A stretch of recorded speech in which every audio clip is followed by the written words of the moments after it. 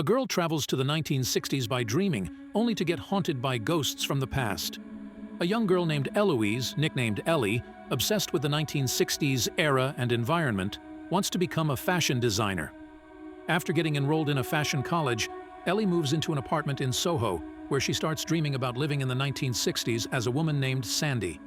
Ellie starts living Sandie's glamorous life, but everything starts becoming darker when Ellie encounters ghosts in her room. Soon, Ellie finds out Sandie is real, and she was murdered in her room while her killer was at large. Strap in, movie enthusiasts, it's recap time. Today, we will be explaining a horror mystery film called Last Night in Soho from the year 2021, which shows how dreams can unveil the horrors of humans. I hope you enjoy the video, so let's start. In the beginning of the movie, we meet our protagonist, Eloise Ellie Turner, who is dancing in her house. Ellie is a young girl who lives with her grandmother, Peggy. Ellie is studying to be a fashion designer, and she is obsessed with the 1960s era. Ellie's mom committed suicide, but Ellie still sees her in the mirror. Ellie's admissions application gets accepted at the London College of Fashion, so she decides to move to London. Her grandmother, Peggy, advises Ellie to stay safe and away from bad influences. Ellie assures her that she'll be fine, and the next morning, she heads out to London. Upon arrival in London, Ellie joins a hostel where she meets Jocasta, her roommate. Jocasta is also an orphan like Ellie, but she is a bully. The girls share about themselves and get to know each other. Later, Jocasta introduces Ellie to her friends but indirectly makes fun of Ellie's dress. Ellie goes out with Jocasta and her friends and tries to adjust with them, but feels left out. She goes to the washroom, and moments later, Jocasta and her friends enter the washroom as well. Not knowing Ellie's in the stall next to them, Jocasta trash talks about Ellie and her mom, which disheartens Ellie. Afterward, on her way out, Ellie notices a creepy old man who gives her a smirk. Ellie returns to her hostel, only to find out that Jocasta has thrown a party and tons of people are at their hostel. Ellie meets a young man, John, at the party. John is also studying at Ellie's college, and he's Ellie's classmate. Ellie wakes up late for her class and rushes to the college. She finds all the seats taken except one, next to John. After the class, Ellie decides to move from the hostel because she isn't pleased with her new environment. She finds an apartment to rent in Soho, owned by Ms. Collins, and decides to live with her. At night, she settles in, plays old music, and goes to bed. She dreams about going to London in the 1960s. She enters a club called Café de Paris. There, she sees a young blonde girl in the mirror as her reflection. This girl is Sandie, short for Alexandra, and she wants to become a singer and a dancer. Sandie walks into the club as Ellie now turns into her reflection. Sandie meets with a talent manager called Jack, while Ellie observes her from the mirrors. Sandie tells Jack that she wants to become a performer, so Jack asks for a demonstration. Sandie happily obliges and dances with him. Jack offers to find a gig for Sandie, and they both then proceed to make out in the phone booth inside the bar, and afterward Jack drops her home. Sandie enters her room, which happens to be Ellie's room. Sandie goes to bed while Ellie watches her. She tries to touch Sandie, but Ellie's alarm goes off, so she wakes up. In her class, Ellie begins to design a dress inspired by Sandie. Shortly after, Jocasta points out a hickey on Ellie's shoulder. Ellie realizes the hickey is in the exact spot where Jack bit Sandie in her dream. After the class, Ellie returns home but gets approached by John. John wants to hang with her, but Ellie tells her she has plans, which are to dream about Sandie again. At night, she dreams where she's Sandie again. Jack arrives outside her apartment and takes her to a club called Rialto. Jack has arranged a private audition for Sandie with the Rialto Club's owner. Sandie sings on the stage while Ellie witnesses Sandie's talent. The club owner gets impressed and hires Sandie. Sandie and Jack exit the club and kiss. They return to Sandie's apartment, but Ellie's alarm goes off again. Now, she gets her hair colored blonde, just like Sandie, and starts talking like Sandie in class with her teacher.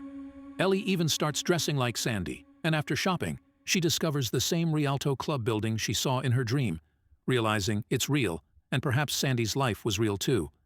Ellie is running out of money, so she goes to a pub to find work. She meets with Carol, the pub owner. Carol hires Ellie for night shifts because of her college. Meanwhile, in the pub, a silver-haired gentleman notices Ellie, and it's the same man Ellie saw in the beginning of the film. After she leaves the pub, the old chap approaches Ellie, claiming he recognizes her. Ellie returns home and dreams about Sandie again. Ellie is sitting in a hall full of men where someone else is leading the performance, while Sandie is dancing in the corner. Ellie watches Sandie's performance and realizes Sandie isn't living the life she dreads. Sandie gets furious in her dressing room before Jack arrives. Jack introduces Sandie to Mr. Pointer, a rich man who wants to spend a night alone with Sandie. Sandie gets furious and leaves when Jack allows Mr. Pointer. Jack tries to persuade Sandie, but she turns into Ellie, who refuses. Ellie tries to leave the club from backstage, only to realize the girls have to sell themselves to rich men to secure their futures. Ellie runs from the exit door, which takes her back to her room. There, she finds Sandie sleeping after fornicating with Mr. Pointer. Mr. Pointer enters the room and tries to wake Sandie, but Ellie yells at him to back off. Ellie's alarm goes off and she wakes up in her bed, where suddenly Mr. Pointer grabs her arm. But that was also a dream, and Ellie now wakes up alone in her room.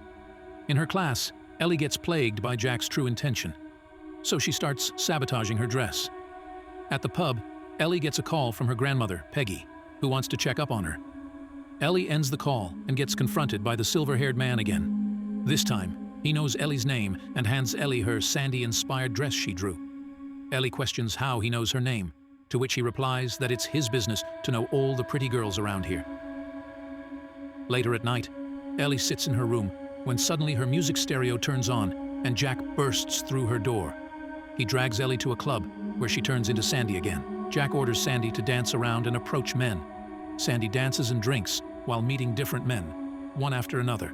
At last, a mysterious and handsome man named Lindsay meets Sandie. He tells Sandie to quit this job because she's better than this, while Ellie watches her as her reflection. Ellie feels bad for Sandie and starts pounding the mirror, begging Sandie to look at her. She breaks the mirror and grabs Sandie, but wakes up back in her room. Ellie sees Sandie in the mirror, lying on her bed, while multiple ghosts of Sandie's client approach Ellie. Ellie gets appalled and runs out of her room. She takes a breath and enters her room, only to find dozens of ghosts standing in her room. Ellie now goes to a Halloween party with John. At the party, Jocasta arrives with her friends and hands John and Ellie alcohol. Ellie dances with John and gets drunk. She starts seeing Sandie, Jack, and the ghosts in the club. She gets scared and decides to run off from the party with John. She kisses John and heads back to her place to make love. But Ellie starts hallucinating. She witnesses Jack stabbing Sandie to death, while John freaks out because he can't see any of that. Ms. Collins arrives and forces John to run away from her house. In the morning, Ellie asks Ms. Collins if she knows anyone named Sandie, who might have lived in her room before. Ms. Collins informs her that a lot of girls have stayed in her room, and she doesn't remember their names. Ellie now tries to focus on her classes, but she keeps seeing a bloodied Sandie, Jack, and ghosts of Sandie's victims everywhere. Eventually, she goes to the police and confesses everything. She tells them about her dreams, the ghosts, and the places she saw in her dream that exist in the real world. Ellie now wonders if Jack is still alive and on the loose. She connects the dots and thinks the silver-haired old man is Jack. The police don't believe her and consider her crazy, so she decides to take matters into her own hands. She goes to her college library and searches old records about Sandie's murder. John arrives and helps her after Ellie finally tells him about everything she's experiencing. They don't find anything on Sandie, but Ellie starts seeing ghosts again and tries to stab one, but John stops her because Ellie was mistakenly about to stab Jocasta. Ellie runs away and gets haunted by dozens of ghosts on the streets. Eventually, she notices the old man with silver hair going into her pub. Ellie goes to her pub and confronts him about Sandie. The old man reveals to her that he didn't murder Sandie but tried to warn her.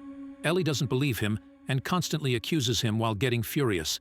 She drives him out of the pub, where he tells her she should question Alex about Sandie. Suddenly, a car hits the old man, and he dies in the accident. Carol arrives and reveals the old man is Lindsay, the man who advised Sandie to quit her profession. Ellie realizes she made a mistake, thinking Lindsay was Jack. Ellie now decides to leave London and heads back to her apartment with John to inform Ms. Collins about her departure. Ms. Collins tells her to relax and gives her a cup of tea while apologizing for smoking. She informs Ellie that the police came to her house, asking about Ellie and the girl who died in her room. Ms. Collins reveals that Sandie didn't die because she is Sandie. Her first name is Alexandra, and Jack didn't stab her. Instead, she stabbed him. She reveals that she killed all those men who fornicated with her out of revenge and hid them in the walls and floor of the upstairs room. Ellie promises to keep her mouth sealed, but Alexandra reveals she poisoned Ellie's tea. She promises not to stab Ellie, but John checks up on Ellie. Ellie knocks down the table while trying to get up. Alexandra's lit cigarette was on the table, and it fell into a cardboard box, setting up a fire. Meanwhile, Alexandra invites John in and stabs him. Ellie tries to fight back but falls on the stairs after getting a cut on her hand. Ellie goes upstairs, where all the ghosts appear and beg Ellie to murder Alexandra. Alexandra enters the room and sees all the ghosts, including Jack's. Jack slaps Alexandra, which makes her feel the weight of her crimes. Ms. Collins almost cuts her throat, but Ellie snatches the knife. The fire had spread throughout the house and reached Ellie's room while the police and medics arrived. Ms. Collins turns into a young Sandie, and Ellie tries to convince her to live. Sandie refuses, claiming she doesn't want to live in prison. Ellie runs away and tries to rescue John, but the medics break in and rescue them while Sandie burns in her room. Some time later, Ellie has become a fashion designer and is now running her own fashion show. Backstage, Ellie sees her mother in a mirror before John and Peggy congratulate Ellie for her success. Afterward, Ellie looks in the mirror and sees Sandie in the reflection, and the movie ends here. I hope you liked the story recap. Don't forget to like and subscribe to our channel. Thank you for watching, and see you next time. Thank you for being a part of Black's Movie Recaps. If these tales of mystery and intrigue sent shivers down your spine, make sure to hit that like button and subscribe to Black's Movie Recap for more bone-chilling narratives. Stay tuned, and until next time, stay captivated.